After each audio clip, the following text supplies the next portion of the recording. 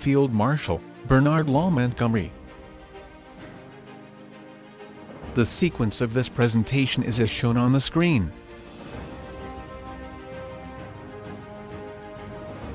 Field Marshal Bernard Law Montgomery was a great military leader from the beginning of his career. The speciality of this leader is, he commands in the front. During an Allied counter-offensive at Meteren, near the Belgian border at Bailleul, he was shot through the right lung by a sniper because he had gone to the front. It's a best example to show his specialty. He has participated throughout the First and Second World Wars. During the Second World War, he was the commander of the 8th Army of North Africa. The Battle of France, North African Campaign, Tunisia Campaign, Western Campaign were his well-known campaigns. He was promoted to the rank of Field Marshal in 1944, as the Allied Ground Forces Commander in Normandy. The aim of this presentation is to highlight and analyze the leadership qualities of Field Marshal Bernard Law Montgomery. Bernard Montgomery was born in Kennington, Surrey, in 1887. He is the fourth child of 9. His father was Henry Montgomery, and his mother was Maud. They were from ascendancy gentry family which were the County Donegal branch of the Clan Montgomery. He has gone to St. Paul College for his education. He has courtshiped with Elizabeth Betty Carver, a widow of an Olympic rowing medalist Oswald Carver. She had 2 sons called John and Dick Carver. His biological son was David Montgomery. Military life. He was trained at the Royal Military College Sandhurst. On graduation in September 1908, he was commissioned into the 1st Battalion of the Royal Warwickshire Regiment as a 2nd lieutenant, and went India to do his overseas duty on the same year. He was promoted as a lieutenant in 1910, and in 1912 became adjutant of the 1st Battalion of his regiment at Shorncliffe Army Camp.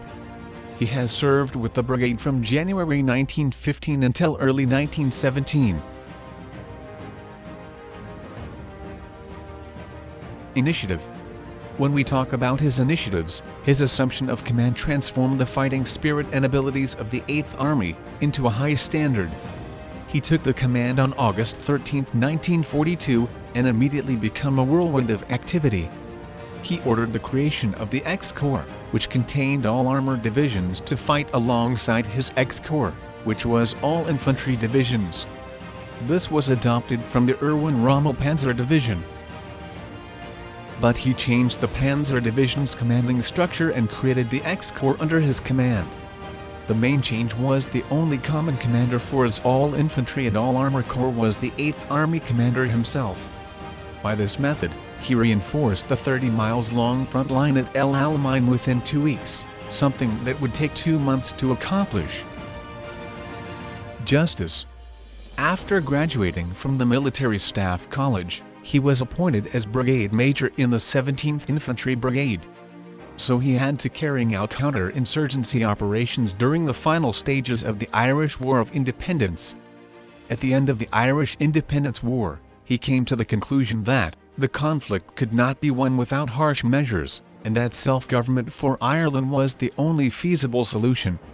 After the establishment of the Irish Free State and during the Irish Civil War, he wrote to Colonel Arthur Ernest Percival of the Essex Regiment that, I quote, "Personally, my whole attention was given to defeating the rebels, but it bothered me a bit how many houses were burnt.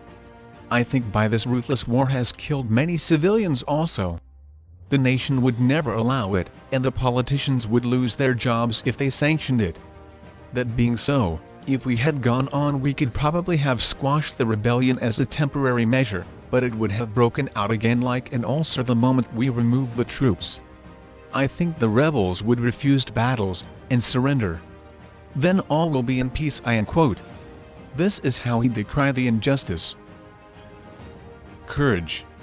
When the First World War began in August 1914, he moved to France with his battalion that month. At Meteren, near the Belgian border on October 13, 1914, during an Allied counter-offensive, he was shot through the right lung by a sniper.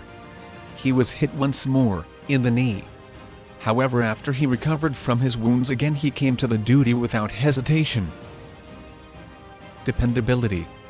As a preamble on his dependability, I would like to quote Norman Kirby. I quote, "Bernard Montgomery was uncompromisingly single-minded. The most conspicuous of all his attributes was his unshakable confidence in himself, an infectious quality which rapidly spread throughout all ranks in the armed forces and the general public." I end quote. British declared war on Germany on September 3, 1939. The 3rd Division was deployed to Belgium as part of the British Expeditionary Force BEF. On May 10, 1940, the 3rd Division advanced to the River Bailleul and then withdrew to Dunkirk with great professionalism. Entering the Dunkirk perimeter in a famous nighttime march that placed his forces on the left flank, which had been left exposed by the Belgian surrender. The 3rd Division returned to Britain intact with minimal casualties. During Operation Dynamo, his forces evacuated 330,000 Belgian Franks and French troops to Britain. During this situation he had a large responsibility to evacuate the 330,000 soldiers through sea. Though it was a large task, he did not let it aside because he depended on himself. Decisiveness. He was determined that the Army, Navy and Air Forces should fight their battles in a unified, focused manner according to a detailed plan. He ordered all contingency plans for retreat to be destroyed. He has told following to his officers at the first meeting he held with them in the desert. I quote, "I have cancelled the plan for withdrawal. If we are attacked, then there will be no retreat. If we cannot stay here alive, then we will stay here dead." I end quote. Tact.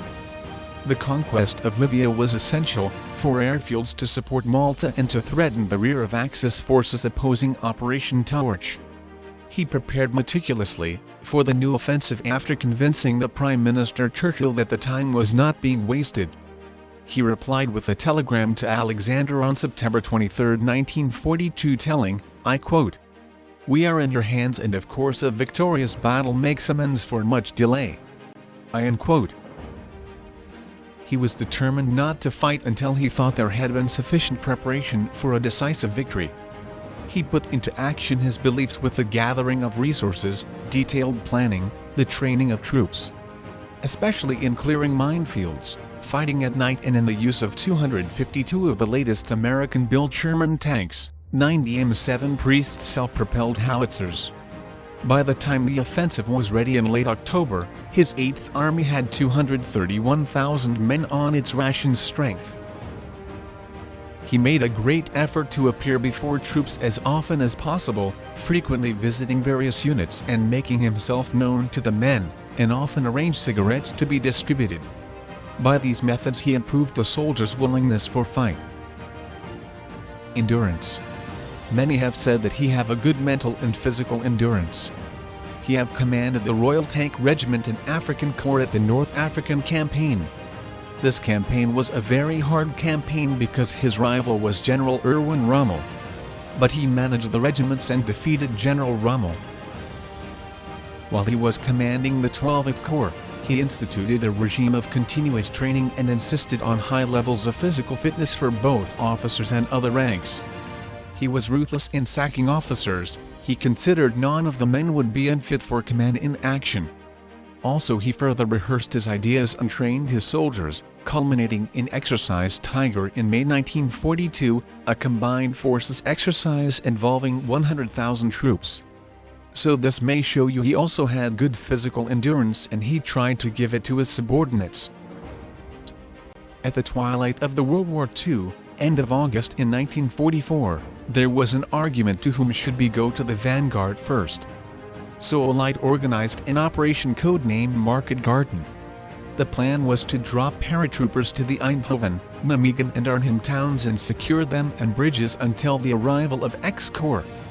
But due to bad weather and disturbances to the communication, has made the plan went wrong. Because of this operation Allied lost nearly 8,000 troops as killed and prisoners. If he planned the operation accurately and with backup plans, the World War II will have been ended quickly more than expected. So his lack of knowledge about the Holland ground and the weather forecasting, he made a big mistake and his subordinates had to pay the price by their lives. People says he is a real example for an all-time heroic figure. He became one of the greatest leader in the British Army. He courageously continued even after he was shot by a sniper. His subordinates say he have a daring personality, sometimes even disregarded the orders of his superiors to execute what he believed in, as in the conquest of Libya, and succeeded. As an unconventional leader, he was more practical and flexible without being theoretical and autocratic, so that he become famous among his men. He have shown that, for a real leader, intellect, inspiration, and the ability to execute are not enough if taken separately. A combined formula of those three is the secret to a successful leadership. His subordinates saw him as an exemplary image to be followed, because he have understood the truth of leadership and practiced. This is the end of my presentation. If you want to download this presentation with reading script, use following link in the description. Please click the like button and keep a comment if you enjoyed this video. If you want to watch more videos, please subscribe and click the bell icon. Thank you very much and have a nice day.